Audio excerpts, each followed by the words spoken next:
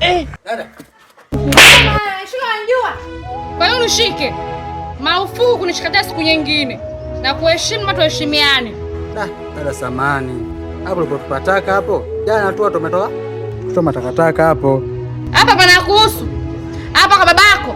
Hapa kwenu. Dada, hata kama sio kwako. Dada. Utafanyaje sasa?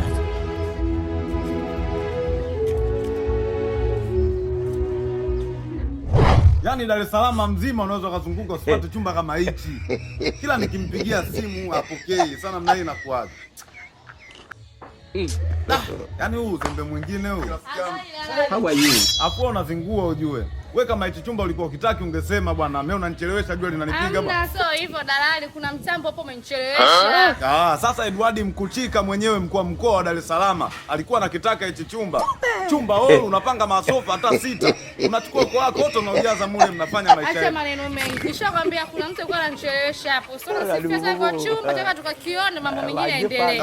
Twende ukakione bwana. Unajua siku nyingine utakosa bahati.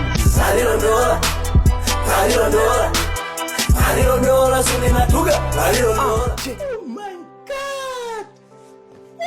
Chumba kikali. Yaani dalali, kwa nyumba jinsi nilivyoiona, tunaleta kuangalia chumba. Nalipia leo. Okay. Sasa mambo ndo kama hayo. Wewe fanya malipo tufanye maisha. Oh shit. Pochi yangu. Kwa hiyo pochi yako mimi ndo nimekuibia. Nakuja dalali. Wewe acha makuzu hiyo, mimi na njaa.